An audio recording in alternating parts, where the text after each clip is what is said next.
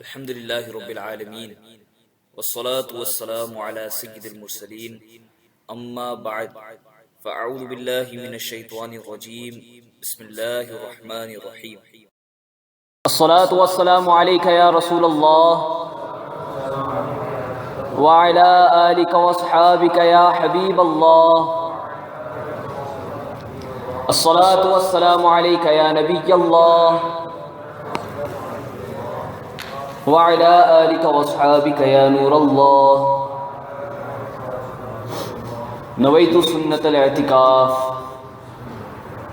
The Prophet of mankind, the peace of our heart and mind, the most generous and kind, sallallahu ta'ala alayhi wasallam, has said, the one who recites durood upon me 50 times daily, I shall shake hands with him on the day of judgment. Subhanallah. Another narration, Rasulullah sallallahu ta'ala alayhi wasallam has said, the one who recites durood upon me 1,000 times daily shall not die until he sees his place in Jannah. Sallu ala al-Habib sallallahu ta'ala ala Muhammad sallallahu alayhi wasallam. My dear Islamic brothers, today is the day of Friday, Yawm al-Jum'ah, the day of Eid. And Alhamdulillah Azza wa Jal, once again, by the grace of Allah Azza wa Jal, Allah Azza wa Jal has once again kept us alive to see this blessed day of Jum'ah in the blessed month of Sha'ban. Alhamdulillah. My dear Islamic brothers, the previous night, Thursday night, we usually have Ijtima, Mahfil Zikr in this masjid, Naat, Bayan, and then Zikr. Alhamdulillah, yesterday, the Bayan was regarding ilm, about ulama, about respect of ilm and ulama, and about Imam Azam Abu Hanifa. Because today is the 3rd of Sha'ban, and today is the Urs day of Imam Azam Abu Hanifa. There is a difference of opinion. Some ulama say that it's 2nd, and some say it's the 3rd of Sha'ban. So anyways, whether it's the 2nd, whether it's the 3rd, but what matters is our love for Imam Azam. Because we love awliya, hame awliya Allah se pyar hai, inshallah apna bera paar, inshallah. So my dear Islamic brothers, today, because most of us, we do say we are Hanafis. Do we? We do say I'm a Hanafi, I'm a Shafi'i, I'm a Hanbali, I'm a Maliki. Most of the people are either Shafi'i or Hanafi. So we do say we are Hanafis, but what does this Hanafi mean? Alright, some people may know, relates to Imam Azam Abu Hanifa. Now, who this great personality was. So briefly, I would mention few aspects of the life of Imam Azam, few aspects of his personality, his knowledge, and then the importance of Taqleed. Taqleed. When we say we are Hanafi, that means we say that I'm the follower of Hanifa. I'm the follower of Abu Hanifa. That's why I'm Hanafi. So why is this following important? Inshallah. But let's start off with the status of Imam Azam Abu Hanifa. Rasulullah sallallahu ta'ala alayhi wa sallam has said in a hadith sharif, and this hadith sharif is found both in Bukhari Sharif and Muslim Sharif also. Today most of the people, they ask that give me a proof. When we give them a proof, is it in Bukhari? Well, they've never ever seen Bukhari, they still ask.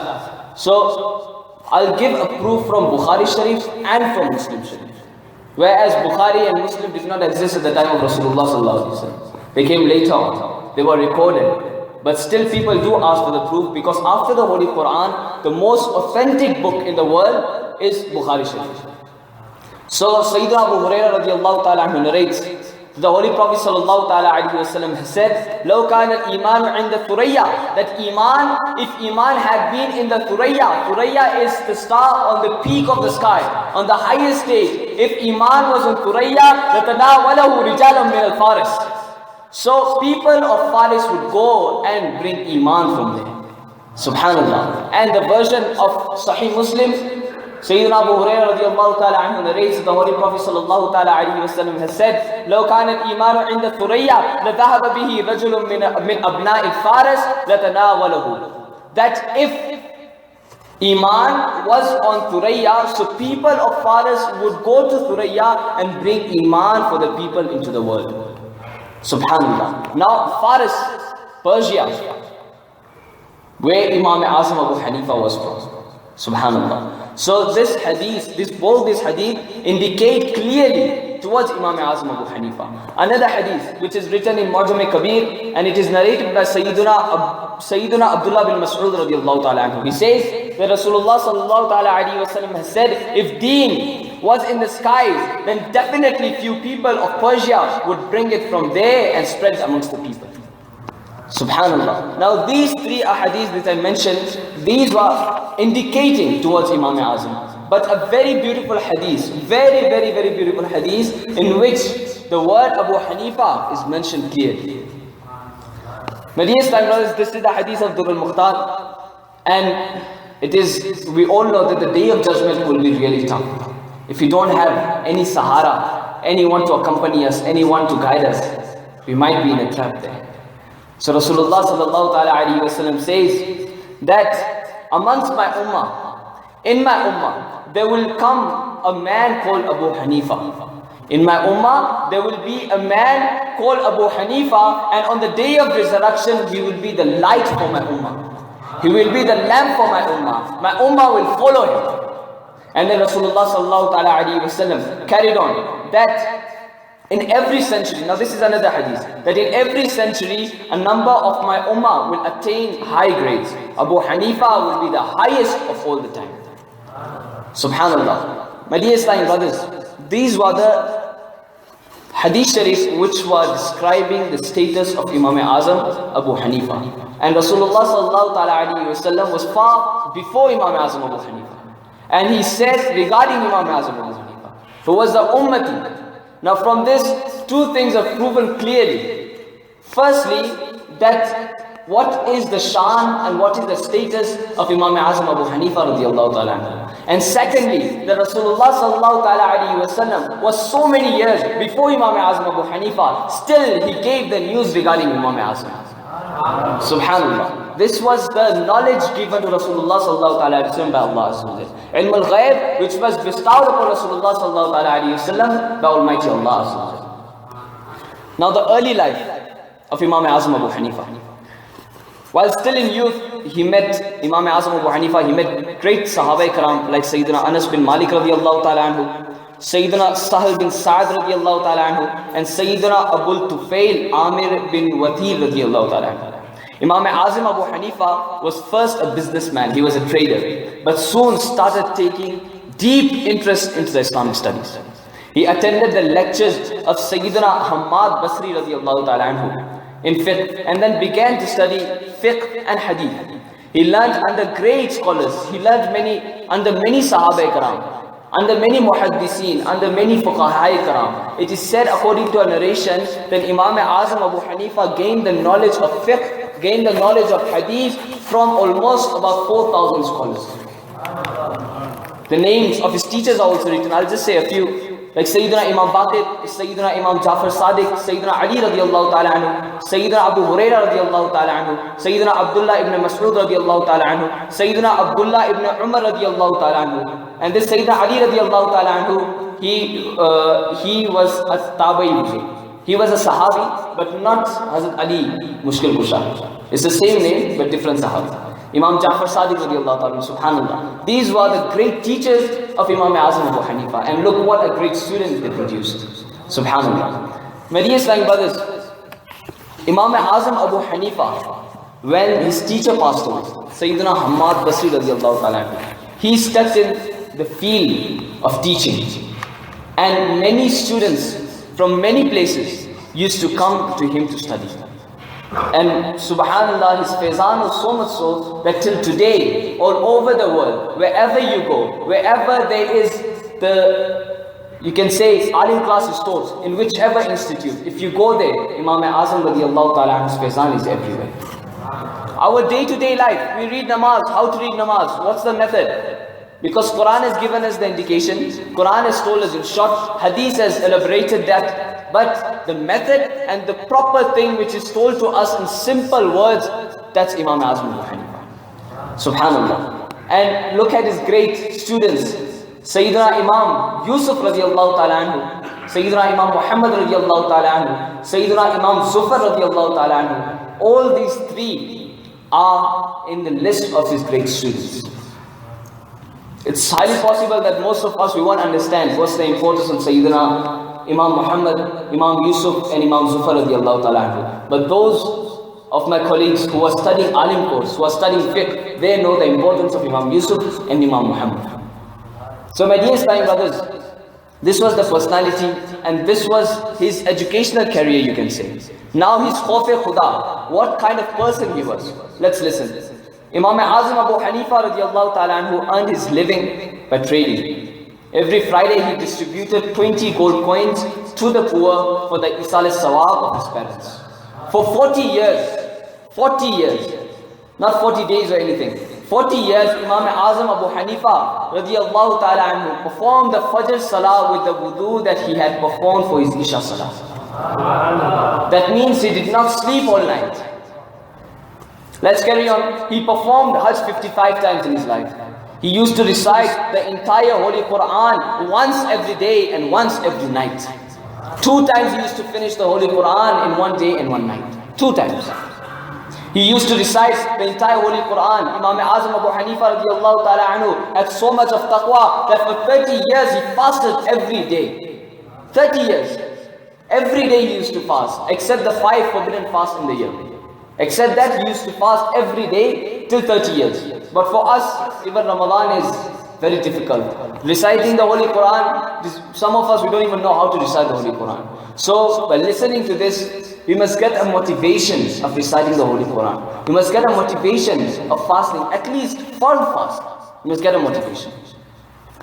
He often read the Holy Quran in 1 rakat or 2. He did not accept any presents from anyone just like that. He wore clothes like those of the poor. Imam Azam Abu Hanifa radiallahu ta'ala anhu once said that I laughed only once in my life and I regret that laughter till today. He talked little and thought much. It is said that at a place where his soul was taken, the place where he had demised from this world, he had recited 7,000 Holy Qurans there. Subhanallah. This was the taqwa, this was the piety, and this was the, you can say, the jazba of ibadat of our Imam Azam Abu Hanifa radiallahu ta'ala. Many great scholars of Islam have presented their comments regarding Imam Azam Abu Hanifa. Let me mention 2 or 3 of them, and then inshallah we will talk about Taqleed very briefly, inshallah. One of the very great scholars and the mujtahid of his time, Imam Malik radiallahu ta'ala anhu says that in Islam there are 60,000 utterances of Abu Hanifa, meaning that so many rulings of jurisprudence are from him. After relating this tradition, Imam Muwafaq, may Allah Azza wa Jal be pleased with him, relates the tradition of a reliable narrator that Imam Azam Abu Hanifa has written 83,000 rulings, of which 38,000 are about worship and 45,000 are about affairs and dealings. 83,000 rulings Imam Azam wrote in his life. 83,000 rulings about worship and about day-to-day living. Means whatever our life is, from our birth to our grave, all the matters Imam Azam Abu Hanifa has gathered for us. Subhanallah. Another great scholar and another mujtahid, Imam Shafi'i radiallahu ta'ala anhu says, the person who does not study the books of Abu Hanifa, the person who does not study the books of Abu Hanifa cannot become an expert in fiqh. Abu Ishaq radiallahu ta'ala anhu says that I pity those people who did not gain anything from the knowledge of Abu Hanifa radiallahu ta'ala anhu. These are those people who are mahroom from fiqh of Islam. Another great saying, Abdul Rahman bin Mahdi radiallahu ta'ala anhu says that Imam Azam Abu Hanifa radiallahu ta'ala anhu is the chief justice of all the scholars. Subhanallah. My dear Islamic brothers, this is the shan of our Imam Azam Abu Hanifa radiallahu ta'ala anhu. And now we know what Imam Azam is, who he is, and what is his maqam in deen, what is his maqam in hadith, what is his maqam in fiqh. And we often say, I'm a Hanafi. Now alhamdulillah, we know that if I say I'm a Hanafi, what it means, who does it refer to, and that personality, who it refers to, what a great personality that is. But we follow him. We follow him. Now many misconceptions, many people you come across, they say that Allah Azza wa Jal has revealed the Holy Quran. Rasulullah sallallahu alaihi wasallam has said so many hadith. So why do we need to follow anyone? Follow the person in Medina, why do you need to follow the person of Kufa or Basra? Follow the one who is in Medina, he is your Imam. Allah Azza wa Jal had sent it for your guidance, he is your Imam. Why are you following the person in Basra or the person in Kufa? So very simple and understandable example, when you come for Jummah Salah, you came for Jummah Salah, you will lead namaz behind the Imam Sahib of this masjid. You won't go to Madina al Munawwara to perform Jummah Salah. It is understandable. It comes in our brains. But still this thing doesn't come in people who have some thick brains, if I say. So we can understand from this example that for everything we need a leader. Taqleed literally means tying a belt around your neck. Taqleed means tying the belt around your neck. And that belt is of obedience. And according to the technical meaning is to follow someone blindly. To follow someone blindly. Imam Tirmidhi radiallahu ta'ala anhu. Now let me just say a beautiful point about those people who say that taqleed is not important. We have a sect, as Rasulullah sallallahu alaihi wasallam has said that there will be 73 sects in my ummah, 72 will go to Jahannam, 1 will go to Jannah. We find many people, why don't Muslims get united? They read Quran, we read Quran. They read Hadith, we read Hadith. Alright, they read Quran, we read Quran. They read Hadith, we read Hadith. Tell me, was Shaitan a very big alim? There is not a single place in the world where Shaitan did not prostrate. Not a single place, but became mardud. He became mardud. He became cursed, he became rejected. So do we want to become those who are the followers of Shaitan, or do we want to become those who are the followers of Abu Hanifa? So my dear Islam brothers, the world has a system.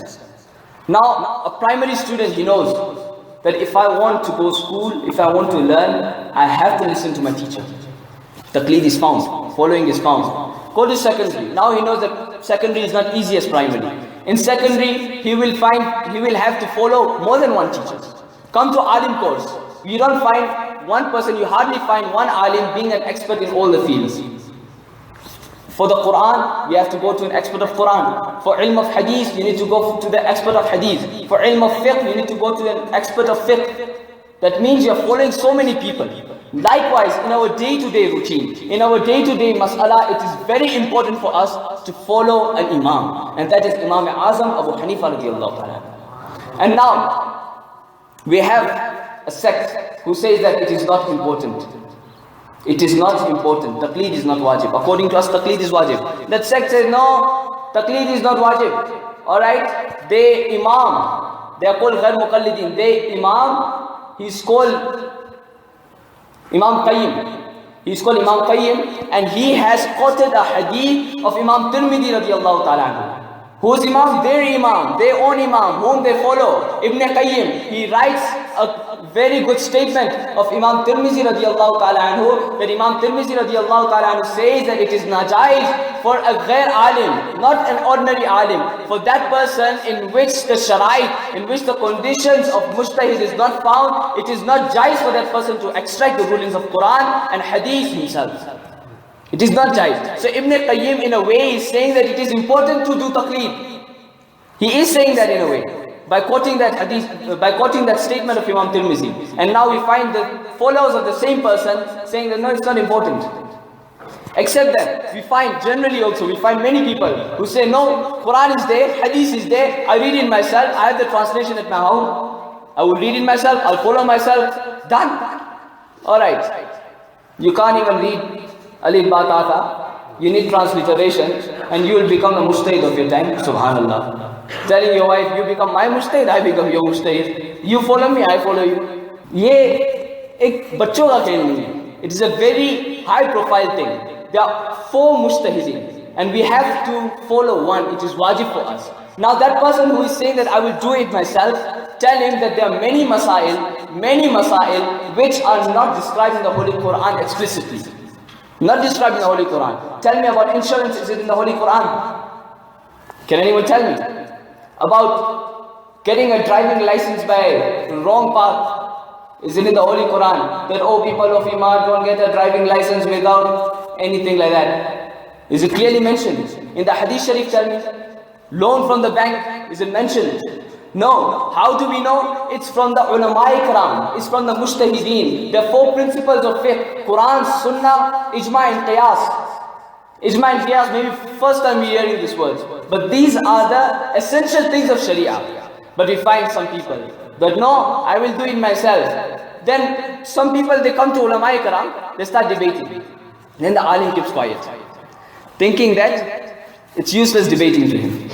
It is useless debating to him. And what that person thinks, he goes to his friends and says, "Habe dekha, usko chup kara diya, usko jata hi nahi hai. Aise hi maulvi ban ke baitha hua hai." He doesn't know anything. See, I just spoke to him few words, few sentences, he kept quiet. It is not like that. Abhe bewakoof, ye to soch wo banda chup kyun hua? There is a very beautiful statement that talking a thing of knowledge in front of an absolute jahil about which he will never accept it. It's like adorning a dog with a necklace of priceless diamonds. It is like that. So when a jahil comes, just keep quiet in front of him. That's the best thing. Let him think that he is big, he is whatever. But what we learn today is that Taqleed is wajib. And what the ghair muqallideen are spreading this virus amongst our community is wrong, and this is proven from the Imam of their own sect. So my dear Islamic brothers, may Allah Azza wa Jal give us the ability that die-heartedly we follow Imam Azam Abu Hanifa, we follow our Buzurgan-e-Deen, because if we are holding their rope, then inshallah Azza wa Jal, by holding their rope, on the day of judgment, we will enter Jannatul Firdaus. Inshallah Azza wa Jal. Because we are Ahl Sunnah wal Jama'ah, and we are the people of love and muhabba. We are the people of love and muhabba. We have love for our Buzurgan-e-Deen, we have love for each other, we have love for our family. If we have love in our society, nobody can beat us then, inshallah. So my dear Islamic brothers, let us all make dua that may Allah Azza wa Jal save us from such shaitanic sects. May Allah Azza wa Jal save us from such misguided sects. Some people do say that why don't we all get united? So my beloved teacher Maulana Shah Faisal Sahab was asked this question, and he replied in a very beautiful way. He said that Hazrat Adam alayhi salam's 2 sons, didn't they fight? They fought. In many ummahs you see, people fight. In many things, people fight. Because we are Muslims, and this dunya, according to Hadith Sharif, this is a prison for us. And for the non-Muslims, it is not a prison, it is Jannah for them. That's why you see these non-Muslims, they are united, they have some sort of unity. Why don't we have? So Maulana Sahab said, because Allah Azza wa Jal wants to test us. Because the man has been given the power to choose right and wrong. So it is a test for him what he does choose. Subhanallah. So my dear Islamic brothers, may Allah Azza wa Jal guide us on the straight path. May He keep us on Sirat al-Mustaqim. And may Allah Azza wa Jal grant us the tawfiq to follow the footsteps of His beloved Nabi sallallahu ta'ala alayhi wa sallam. Sallu ala al-Habib sallallahu ta'ala ala Muhammad sallallahu ta'ala alayhi wa sallam.